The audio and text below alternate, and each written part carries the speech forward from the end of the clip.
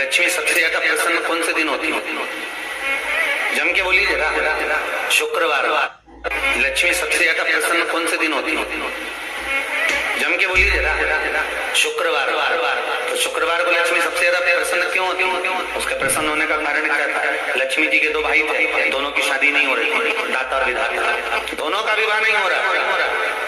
और दाता विधाता के लिए लक्ष्मी बड़ी परेशान थी, रोज नारायण से कहती थी प्रभु कुछ कृपा करिए, दाता विधाता का विवाह नहीं हो रहा, उम्र होती चली जा रही, इनका कुछ करिए प्रभु, आप नारायण आप कुछ तो कर सकते हो। भगवान नारायण ने तब लक्ष्मी से कहा एक काम करो, बेलपत्री के पेड़ के नीचे बैठकर लक्ष्मी तुम अनुष्ठान करो तुम्हारे भाइयों के विवाह के लिए। इसलिए आज भी हमारे हिंदू धर्म की रीति है कि बेलपत्री के पेड़ के नीचे शाम के समय लक्ष्मी का वासा होता है। इसलिए लोग इस बेलपत्री के पेड़ के नीचे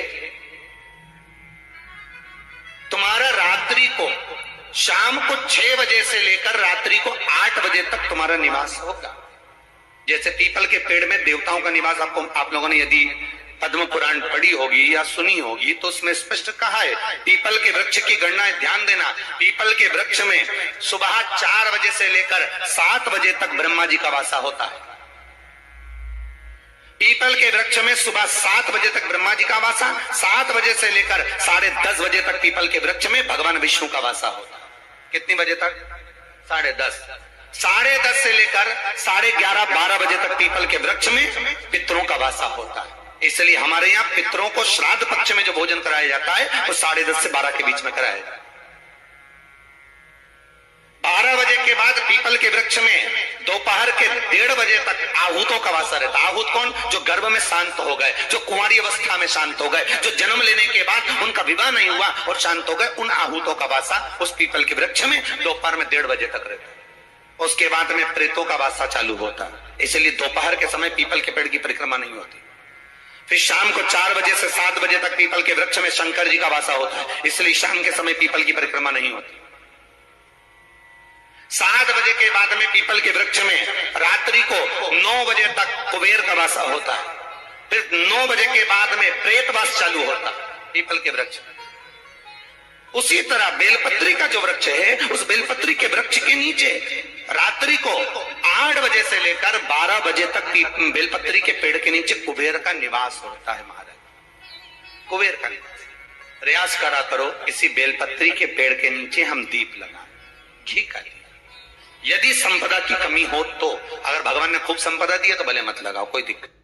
महामृत्युंजय मंत्र का यदि आप जाप करते हो और आपको मालूम पड़ गया कि शरीर में मुझे ये रोग हो गया है, मुझे शुगर हो गया है, मुझे बीपी हो गया है, मेरा ब्लड प्रेशर ऊंचा नीचा रह रहा है, कोई भयंकर रोग, मेरे रिश्तेदार को कोई कैंसर जैसा रोग हो गया, किसी को कोई थायराइड हो गया, किसी को कोई किडनी और लीवर में सूजन हो गई, किसी को कहीं किडनी और लीवर में तकलीफ हो गई, तो शिव महापुराण की कथा कहती है, नवग्रह शिव महापुराण की कथा कहती है कि बेलपत्री के वृक्ष के नीचे महामृत्युंजय मंत्र का जाप जो शुक्रवार की शुक्रवार घी का दिया लगा कर करता है, उसके रोग बाबा देवाधिदेव महादेव समाप्त करते चले जाते हैं। ये संजीवनी मंत्र शुक्रवार के दिन भगवान शंकर को शुक्र को दिया था, इसलिए उसकी प्रधानता है।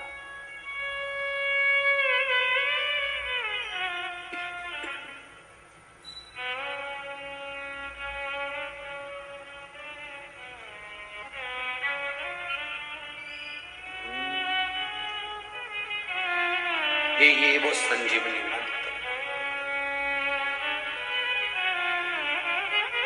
शुक्रवार के दिन बेलपत्री के वृक्ष के नीचे बैठकर घृत का दिया लगाकर शरीर में जो रोग है उसका स्मरण कर कर शंकर जी से विनय कर कर, हे भोलेनाथ आपने शुक्र देवता को संजीवनी मंत्र दिया है, तो क्या आप मेरे को वो मंत्र प्रदान नहीं करोगे?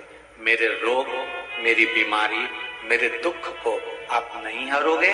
शिव से कहो ये शरीर आपने दिया है और भजन करने के लिए दिया है, स्मरण करने के लिए दिया है, कीर्तन करने के लिए दिया है, तो संभालोगे भी आप। और बेलपत्री की ओर मुख कर घी का दिया लगाकर महामृत्युंजय मंत्र का स्मरण कर लेने पर धीरे धीरे धीरे धीरे धीरे धीरे वो रोग समाप्ति की ओर आता चले जाता।